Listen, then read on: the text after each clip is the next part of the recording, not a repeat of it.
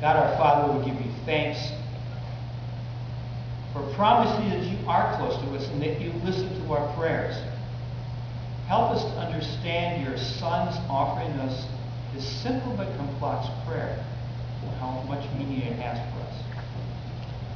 Amen. Please be seated.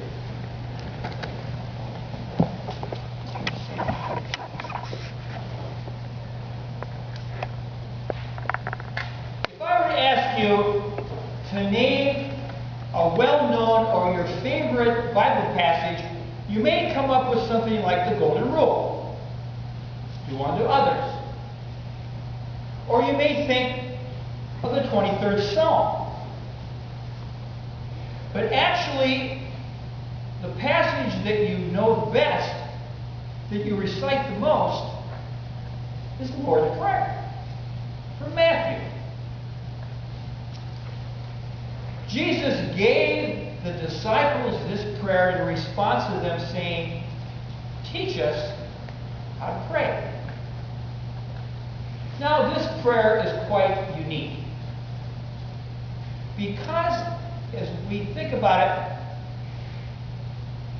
you are praying in this prayer everything that you possibly could think of asking for or praying about.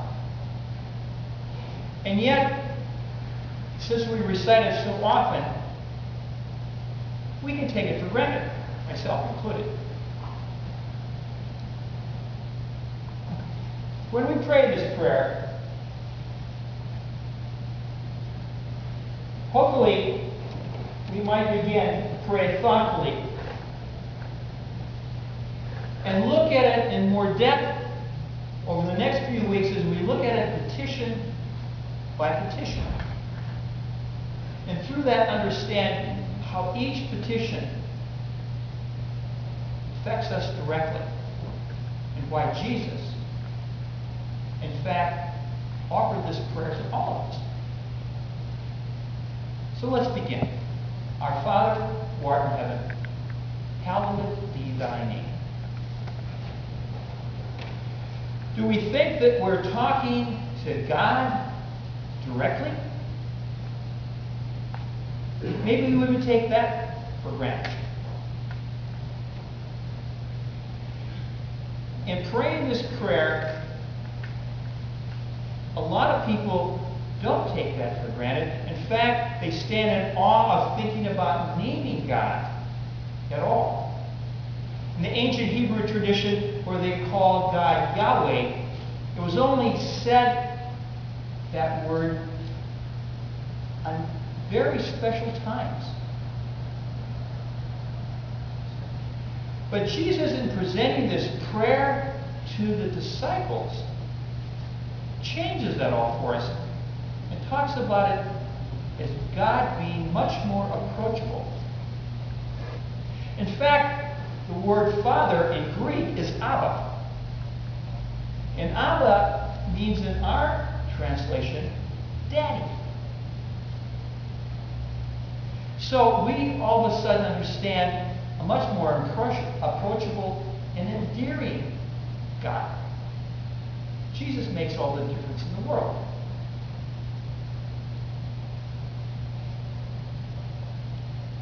So in this one phrase, we feel connected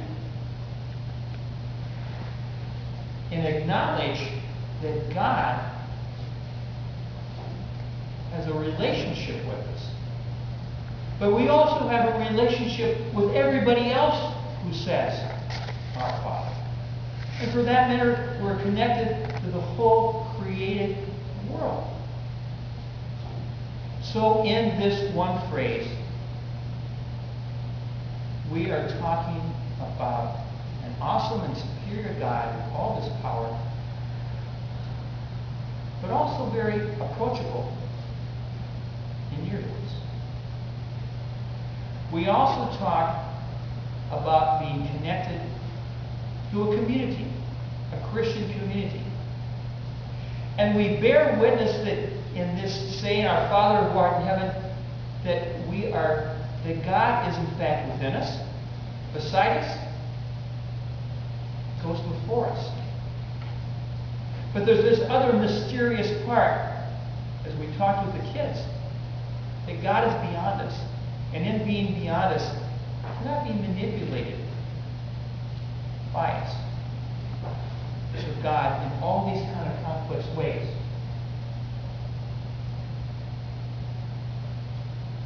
as I ask the children, where is heaven? We all kind of think about looking straight up to begin with. Heaven is out there someplace. The movies reinforce that. We see pictures in books of Jesus ascending into heaven and things like that. And yet, at Pentecost just last week, the promise that God is near to us. Now, as I said to the children, scriptures are not clear. But in my sense and in my talking with other people, heaven is less a geographical location than it is a place to which we aspire and to where we belong. But there's other part that God is kind of out there beyond where we are, where we will reach for and be someday.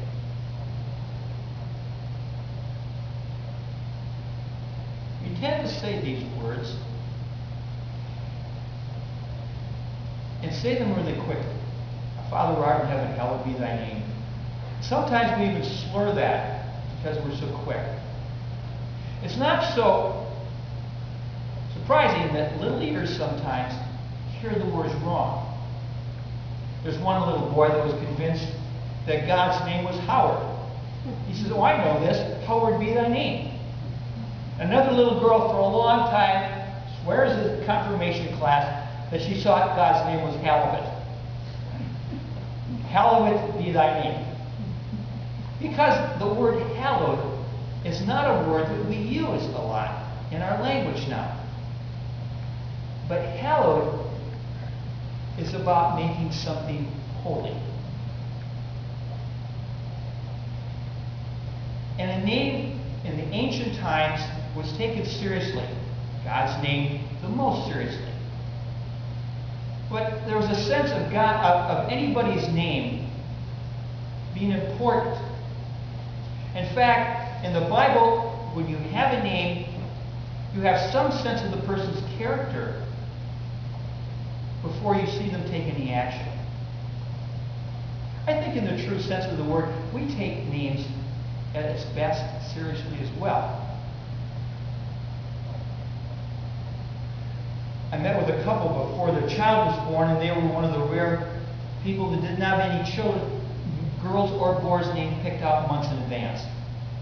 They said they wanted to experience their child a while before they named her. I thought that was interesting. Now, some people could argue that, well, in a few weeks, how would you know what the child is going to grow up to be anyway? But they were taking this much more seriously, and finally they said, this is an Alexis or Alexa. And they were very happy with that name. And the child grew to be Alexis. Now, some people say, well, down the road, how do you know? But they took it seriously, and if you have a name that you feel you were saddled with, maybe you appreciate that some people took it that seriously. But there was another sense in the ancient people that you could also grow into your name.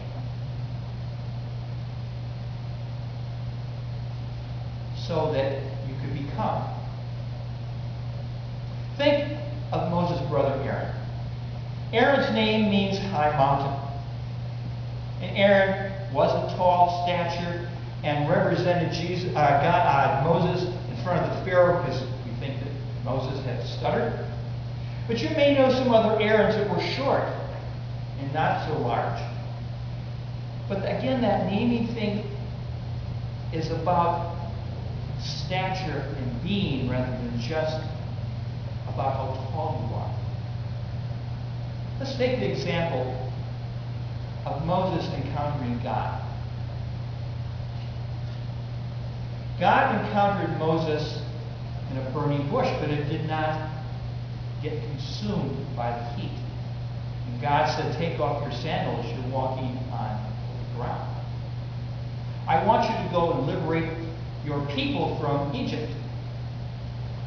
And Moses finally agrees to this and says, well, when I go before the Pharaoh, who do I say sent me? And God said, tell them I am sent me.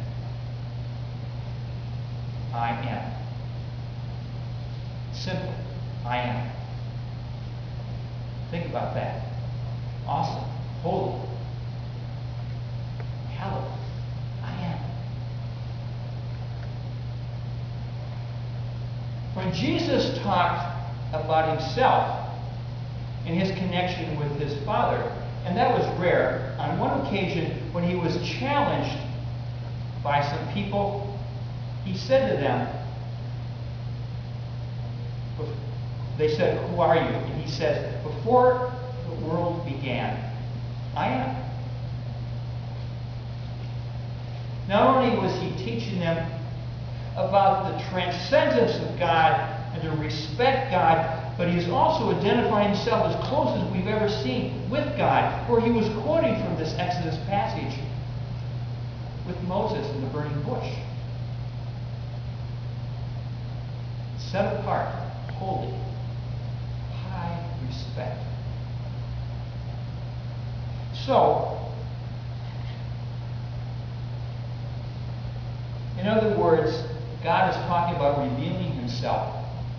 He's saying, I am God and you are not. I am the one who challenges you, comforts you, and I am also the one who works through you. I am the Holy One set apart from you. But I am close to you. So, how do we hallow or make holy this name? First of all, we need to think about that idea of respect. And in our society, too often, we use God's name in an offhand way. Oh, God.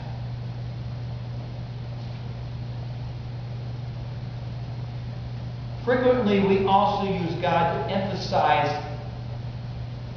us wanting to support a particular position. Emphasizing something that we want to be emphatic about.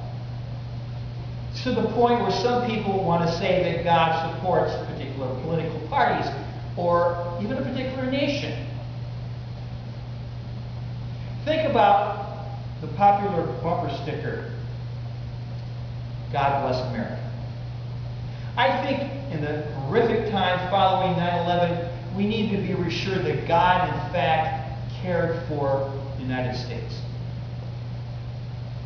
But really, do we want God to only bless America rather than all nations? And think about one that I guess is my particular pet peeve. God awful. Has God made anything that's awful?